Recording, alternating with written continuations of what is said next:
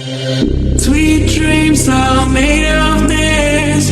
Who am I to disagree? I travel the world and the seven seas. Everybody's looking for something. Some of them want to use you. Hola a todos. Hoy traemos un nuevo videoanálisis, esta vez dedicado al C-drama Sueño de Esplendor, protagonizado por Liu Yufei como Chao Pan-er, Lin Yun como Song Jin-chan, Liu Yan como Sun San-nian y Chen Xiao como Ku Xian-fan.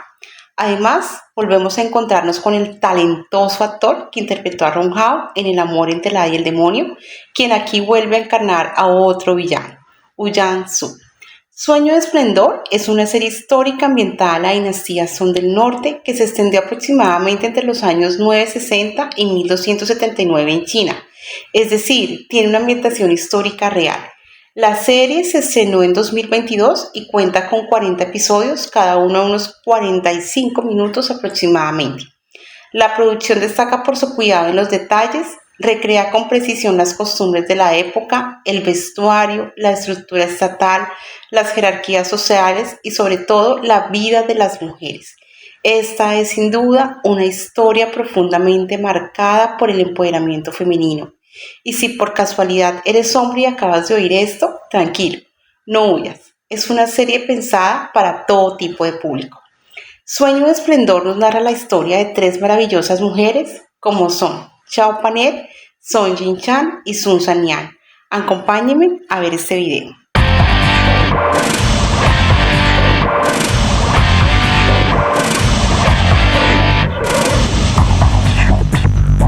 Lo primero que hay que decir es que nuestras protagonistas pertenecían a la clase más baja de la sociedad.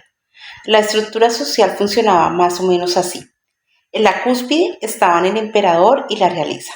Después venían los nobles, luego los eruditos y funcionarios. En un cuarto nivel los artesanos, después los comerciantes y al final de la pirámide las cortesanas. Comencemos con Chao Pan-er. Ella había sido registrada como intérprete de música desde los 9 años, rebajada a esa condición por un delito cometido por su padre. ¿Se imaginan tener que cargar toda la vida con la culpa de otra persona?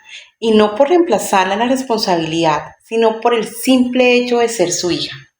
En esa época, la expiación del crimen era colectiva, no individual como la entendemos hoy. Años después, una amnistía imperial la benefició y a los 16 años fue liberada. Desde entonces se dedicó al comercio. Al ocultar sus talentos con la pipa y la danza, la pusieron a llevar la contabilidad y terminó volviéndose muy buena para los negocios. Con el tiempo, reunió un capital considerable, abrió su propia tienda de té y además coleccionaba pinturas famosas. Justamente por una de esas pinturas fue que terminó cruzándose con Ku Xian-fan. Chao Pan-er había rescatado de la ruina a un aspirante a eruditos y mayores perspectivas. Lo sostuvo, lo ayudó económicamente y lo envió a la capital oriental para que pudiera perseguir su sueño. Ese hombre era nada menos que nuestro villano, Woo-Jang-soo. Durante ese tiempo mantuvieron una relación sentimental y antes de partir, él incluso le prometió patrimonio. Sin embargo, cuando aprobó el examen y obtuvo el tercer puesto, decidió negar su compromiso con Pan-er y casarse con una mujer de estatus superior para impulsar su carrera. Para librarse de ella, envió a un sirviente, un tipo bastante desagradable, para engañarla, diciéndole que la boda solo se aplazaría 6 meses, cuando en realidad él ya estaría casado con otra. Pero el viejo terminó soltando la verdad, recordándole a Chao Pan-er su bajo estatus y ofreciéndole 80 lingotes de oro como compensación. Chao Pan-er, que prácticamente acababa de sobrevivir a una noche caótica y también de salvar a Ku Xian-fan, nuestro coprotagonista, recibió esta noticia devastadora. Aún así, queriendo creer en las promesas de aquel hombre al que había ayudado tanto, tomó la decisión de viajar a la capital oriental, un viaje que no sería nada fácil.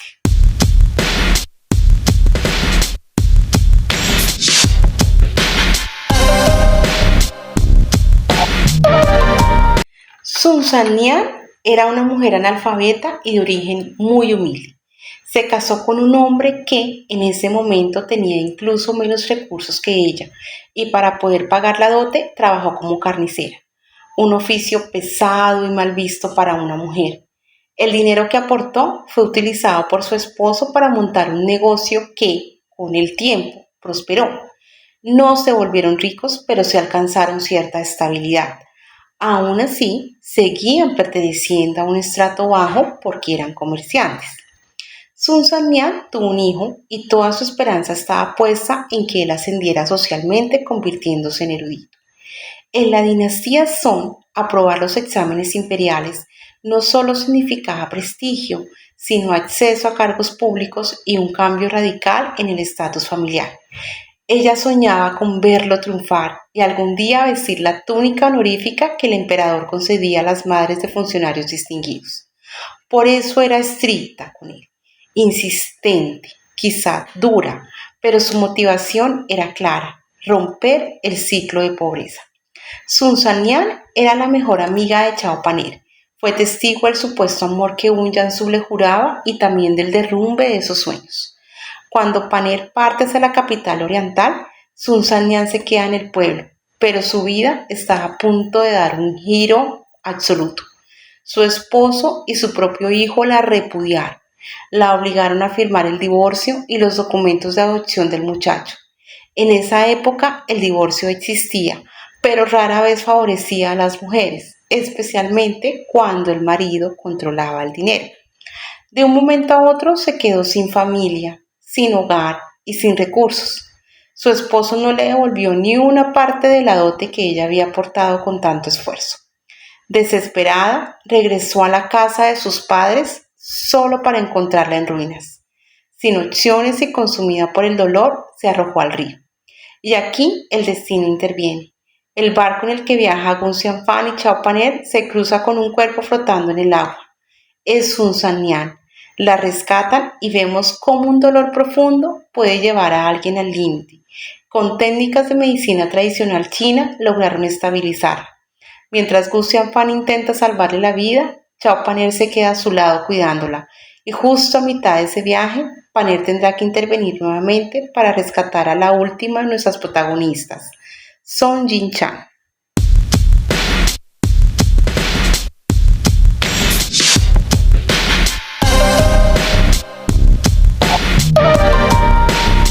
Song Jin-chan era una cortesana registrada y una música excepcional. Su especialidad era la pipa, un instrumento tradicional chino que en Occidente a veces se compara con el laúd, pero tiene una técnica y sonoridad muy propias dentro de la música clásica china. Paner asumía frente a ella el papel de hermana mayor. No las unía la sangre, sino una deuda moral. La hermana de Jin-chan había salvado la vida de Paner y antes de morir le pidió que la cuidara. Paner cumplió esa promesa. Custodiaba su dinero, la protegía y prácticamente intervenía en sus decisiones. En contraste, Jin-chan era impulsiva, simple, deseosa de escapar de cualquier límite. Su mayor anhelo era salir del registro oficial de músicos. Estar escrita allí significaba pertenecer a una categoría casi servil. Aunque algunas cortesanas alcanzaban prestigio, seguían bajo control estatal y con una libertad muy restringida. Para ella era vivir marcada por el estatus más bajo. Un día apareció ante Paner con un hombre que decía ser un comerciante adinerado. Le prometía matrimonio y una nueva vida, pero Paner desconfió desde el inicio.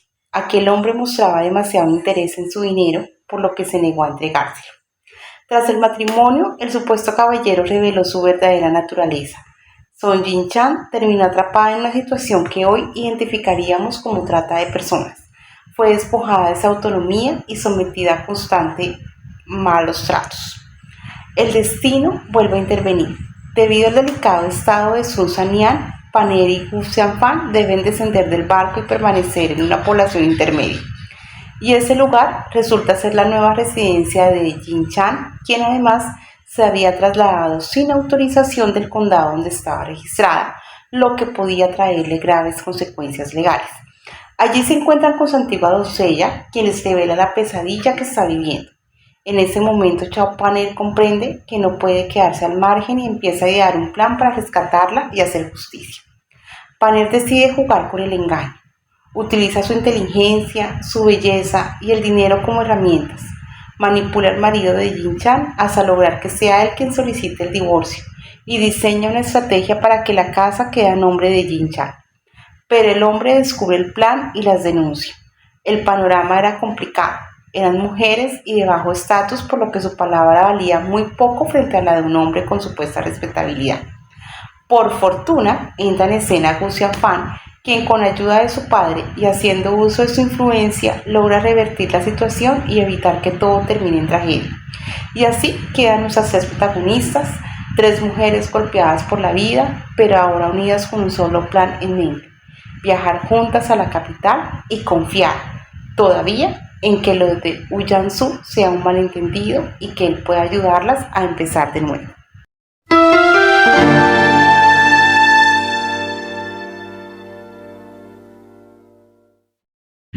Gu Xianfan era el hijo biológico de quien más adelante se convertiría en primer ministro, líder de la facción aliada a la emperatriz, pero su historia familiar es compleja. Cuando era niño, su madre fue forzada a separarse de su padre y por razones políticas fue inscrito en el registro de los Wu, no de los Xiao.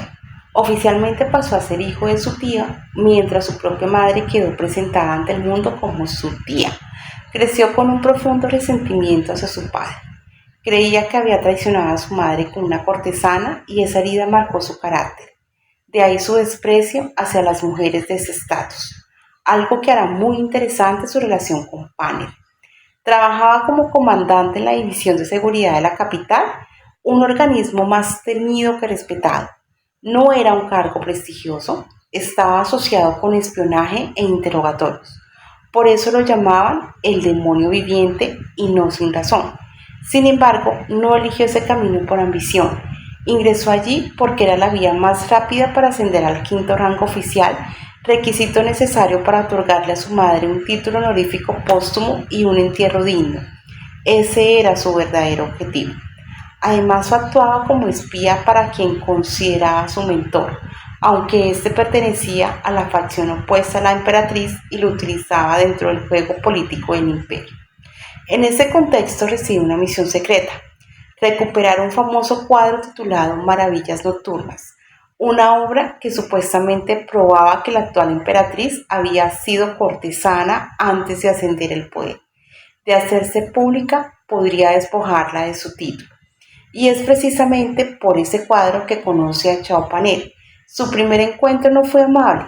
Él despreciaba a las mujeres del registro musical. Ella odiaba a la división de seguridad, responsable indirecta de la tragedia de su familia.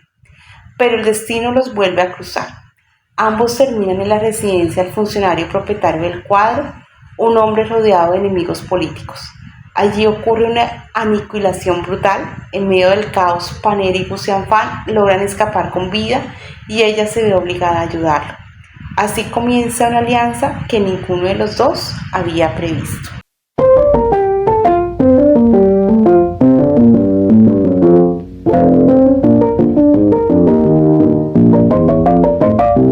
Una vez en la capital oriental, Chao Paner finalmente descubre los verdaderos colores de Wu Yanzu. Tal como temía, está a punto de casarse con una joven de la capital, hija de un inspector influyente. Y lo peor es que a ella también le prometió amor eterno, exactamente lo mismo que antes le había prometido a ella. Cuando Paner lo enfrenta, no busca escándalos ni venganza pública, simplemente le pone 3 condiciones para dejarlo en paz.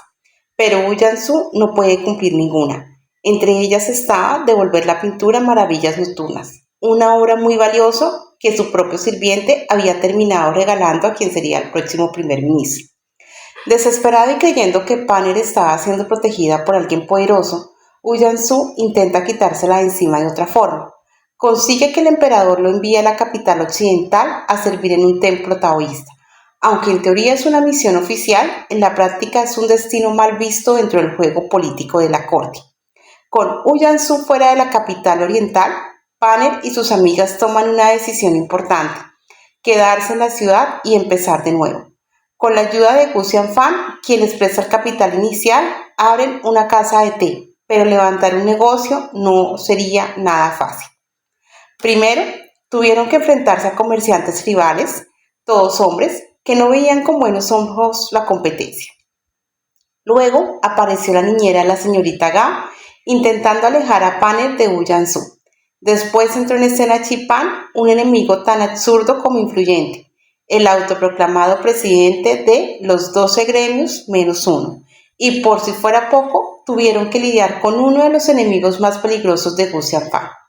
A todo esto se sumaba otros retos: adaptarse a la vida en la capital, lograr que el negocio prosperara y hacerse un nombre en un mercado competitivo. Pero esas tres mujeres no solo resistieron, innovaron, mejoraron la calidad del servicio y construyeron una identidad propia. Su casa de té se llamó A Media Luz y ese nombre terminaría convirtiéndose en una verdadera marca. De hecho, hay un episodio dedicado a una competencia de té donde se muestra todo el proceso: la calidad de las hojas, el tipo de agua, la técnica, la espuma, el sabor, en fin, una verdadera ceremonia. Es uno de esos momentos donde la serie se detiene a mostrarnos la riqueza de la cultura china.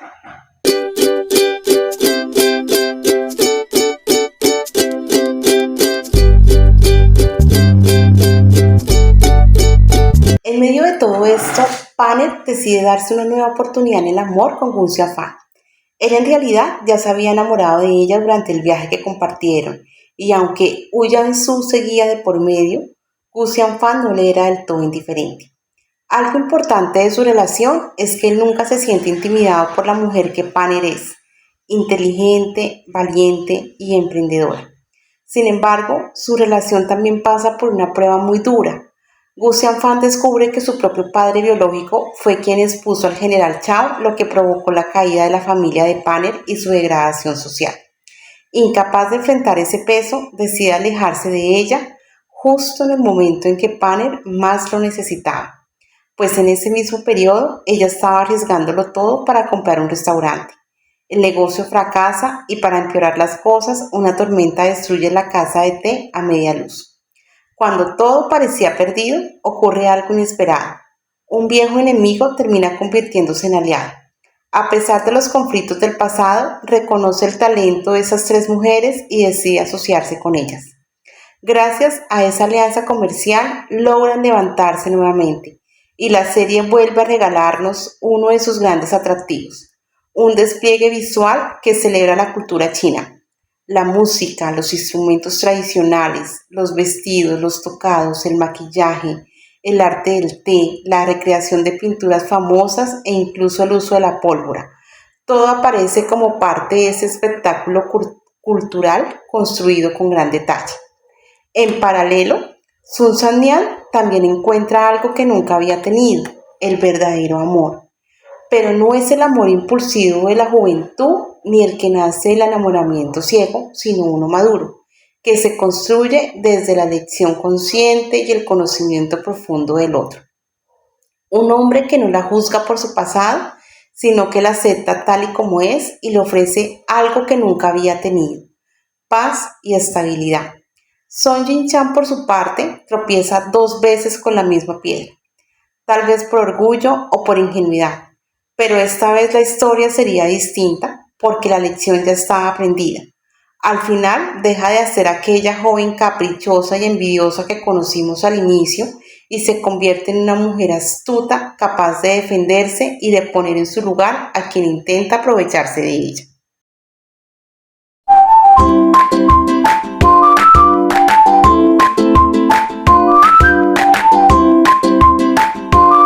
En cuanto a Gu Xianfan, llega un momento en que decide dejar de ser una pieza dentro del juego político de la corte imperial, pues más de una vez su maestro intentó salir de él. Gu Xianfan es ante todo un hombre profundamente leal y por eso espera lo mismo de quienes lo rodean. Para él, la admiración y la lealtad van de la mano. Cuando alguien lo traiciona, no solo lo asume como una ofensa, sino como una profunda decepción.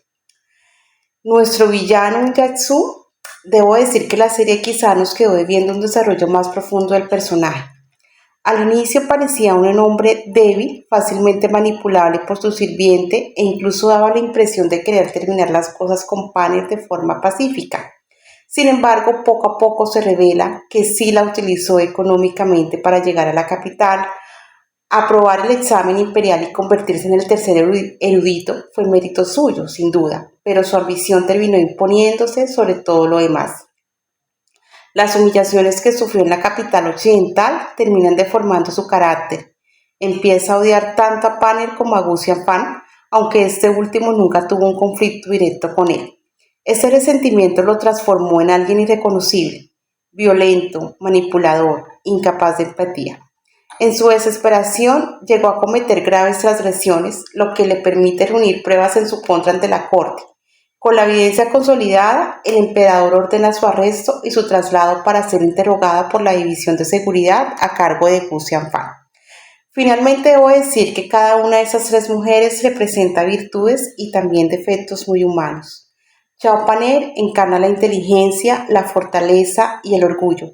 Es una mujer acostumbrada a resolverlo todo por sí misma, a no depender de nadie, pero precisamente por eso le cuesta mostrarse vulnerable. Sun Sanian representa el trabajo duro y la resiliencia. Su historia personalmente fue la que más me conmovió. Es sin duda una mujer que resurge de las cenizas después de perderlo todo, aprende a valorarse a sí misma y a entender que su vida no dependía de la aprobación de otros. En cuanto a Son Jin-chan, al inicio es caprichosa y bastante narcisista. El exceso de elogios alimentó su ego y no supo manejar la admiración que recibía por su talento. Pero su evolución es clara. Su deseo final ante el emperador lo demuestra. En lugar de pedir salir del registro de músicos, solicita que la Corte de Apelaciones esté abierta para todos sin importar su origen. Y ahí entendemos cuánto había cambiado. La historia de estas tres mujeres es en muchos sentidos atemporal. Aunque está ambientada en una dinastía antigua, sus conflictos siguen siendo cercanos. En definitiva, es un C-drama muy recomendable. Si no lo has visto aún, espero que la veas. Y hasta aquí llegamos con el análisis de este video. Espero que les haya gustado. Nos vemos en una próxima oportunidad. Chao, chao.